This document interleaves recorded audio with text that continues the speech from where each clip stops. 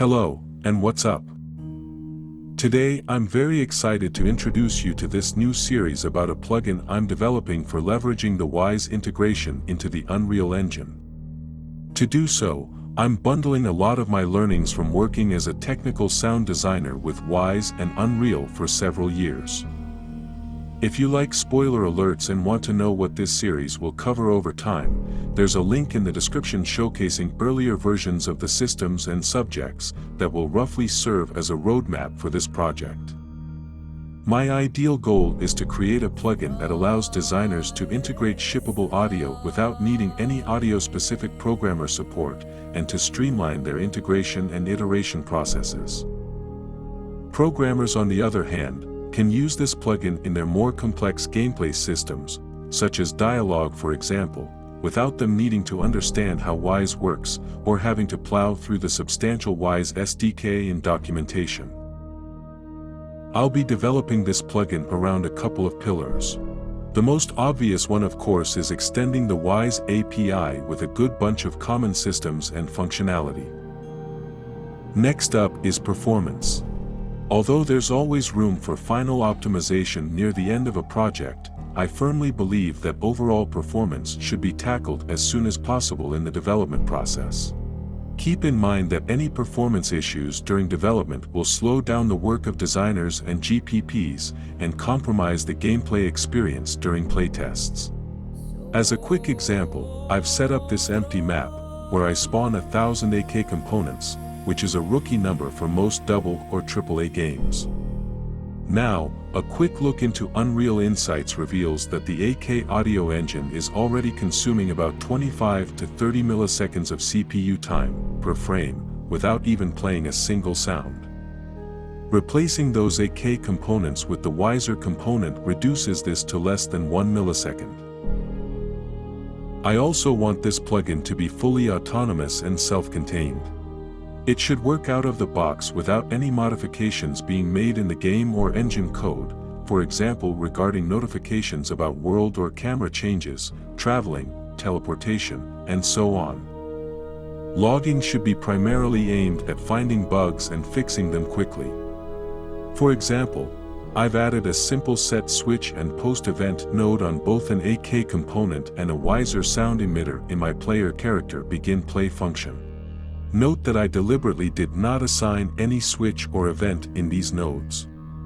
First thing to notice in the resulting logs is that there's no log regarding the missing switch on the AK component, and the suggested behavior in the Wwise authoring tool somehow does not make sense to me. In such case, there's a real risk this potential bug might go unnoticed and end up in the shipping build. In case of the event, there is an error message, but it's not very helpful to identify the culprit. Even worse, if the bug is found by QA or another team member, they'd either have to spend time finding a reliable repro case, or just send you the error from the log. Either way, good luck with the bug hunt. On the contrary, more often than not, the WwiserR warning will let you identify and fix the issue in a matter of minutes, if not seconds. Finally, all in-game world systems have visual debugging tools that can be activated at any time in the game, except in shipping builds. For the rest of this video, I'll have a look at how the WwiserR plugin is configured in Unreal and some of its basic core functionalities. But just before diving into the editor, it's worth noting that the plugin, currently, includes both a runtime and an editor module, which might become important later on in this series. Now, let's fire up the Unreal editor. The first thing to notice is that the WwiserR plugin is indeed loaded. When I launch the game, we can hear the sound playing and see that the audio subsystem has initialized and launched the global emitter manager, listener manager, and music manager on the client. If I open the Unreal editor preferences, there's this Enable Game Sound setting. If I disable this and launch the game again, indeed there is no sound playing. Also in the editor preferences, there's now a WwiserR editor configuration section, which for now contains color schemes for visual debugging of the sound emitters and listener manager, at which we will have a closer look in the next video, as well as a drop-down box for overriding a game setting in the editor, that allows for audio to only play when the game or play in editor instance is running in the foreground. The project settings window also has a WwiserR game settings section. The Music Manager blueprint can be set up here. If it's left empty, no Music Manager will be loaded. For the time being, the Music Manager holds some events for muting the music globally, and a main music event, which will be posted on the global music emitter during the audio subsystem initialization. Any number of WwiserR states and switches, to be set on the music emitter when the music event gets posted, can also be added here.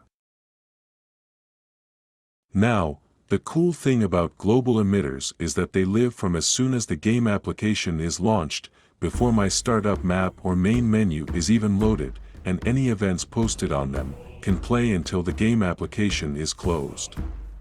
As such, this music event will keep playing regardless of level changes, seamless or non-seamless traveling, server dis or reconnects, and so on.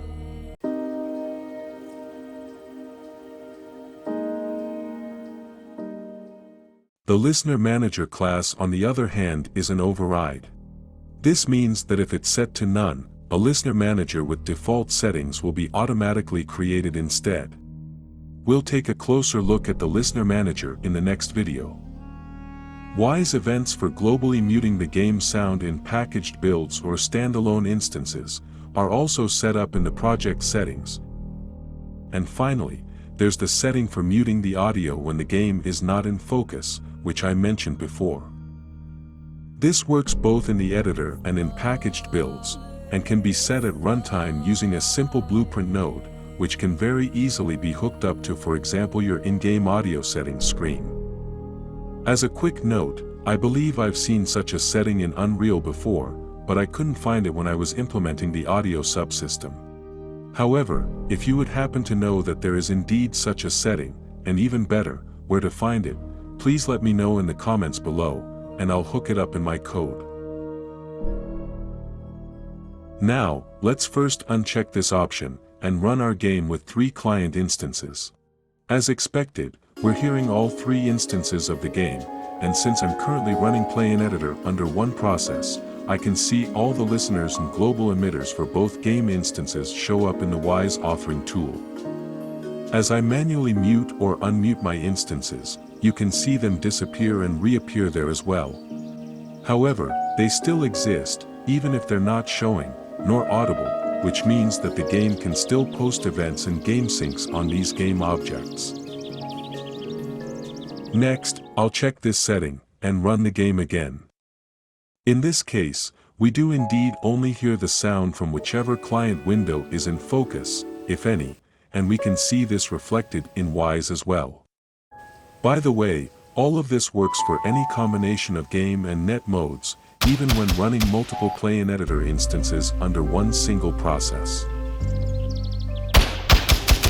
The one issue to keep in mind with this, which is inherent to how WwiserR works, is that gameplay statics, such as states and global RTPCs, affect all game client instances when running multiple Play in Editor instances under a single process. Unfortunately, that's not something WwiserR can fully resolve. However, as the lesser of evil options, in this case WwiserR only posts those global game syncs from the Play in Editor instance, or instances, that has, or have, audio focus at that particular time. Finally, on a happier note, as there should never be no cake without sugar and a giant cherry on top.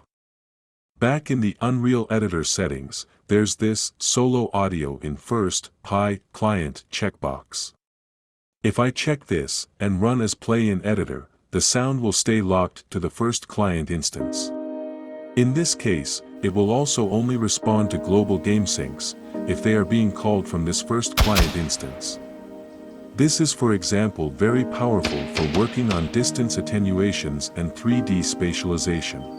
Of course, you could achieve something similar when running the game under separate processes, and going through a few extra steps like connecting the WwiserR authoring tool to a specific game instance, and manually muting processes in the Windows audio mixer, every single time you launch the game, or want to switch your audio focus to another game instance.